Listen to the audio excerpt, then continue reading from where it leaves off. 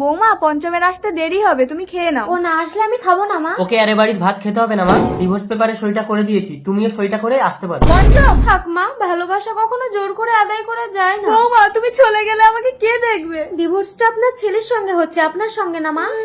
উল্টি।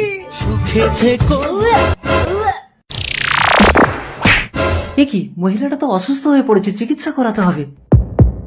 Mister বরণ, আপনি বাবা হতে চলেছেন। কিছু মনে করবেন না, আসলে ডাক্তারবাবু আমাদের এলাকায় নতুন। বাই দ্য বাই, আপনাদের বাড়িটা কোথায়?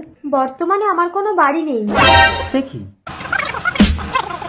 আমাকে একটা কাজ খুঁজে দেবেন? না না, এই অবস্থায় আপনাকে কাজ করতে হবে না, এই বাড়িতে আমি একা থাকি, আপনি এখানে থাকুন, আমি আপনাকে খেটে খাওয়াবো। আপনি একা থাকেন, লোকে তো আমাকে বদনাম দেবে। এসো আমরা নতুন সম্পর্ক গড়ি 10 বছর পর। মা আমি খেলতে যাচ্ছি। না একদম যাবি না, আমি কাজে যাচ্ছি। মানুষটা বাড়িতে একা আছে শোনাই। সেদিন গাড়ির চাকাটা আমার পায়ের উপর থেকে না গিয়ে আমাকে পিষিয়ে দিলে ভালো হতো। ও কথা একদম বলবে না, আমি তোমাকে খেটে খাওয়াবো। মেয়েরা শুধু একটু ভালোবাসা চায়, যার অভাব তুমি কোনোদিন দাওনি। আসি। তাড়াতাড়ি ফিরে আসবে বলটি।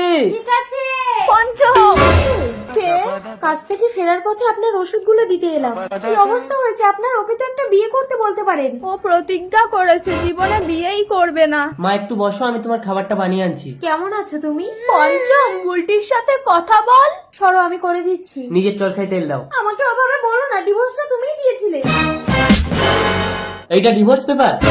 মিলনপত্র?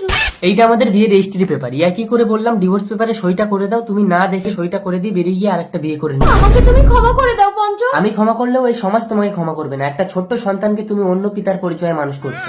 বুলটি আমাকে বিয়ে করেনি পঞ্চম, এই দেখো ও আমাকে প্রতি বছর রাখি বাঁধে। দাদা তুমি আমার বাবা। শোনাই? দেখেছিস পঞ্চম, ভালোবাসা অন্ধ।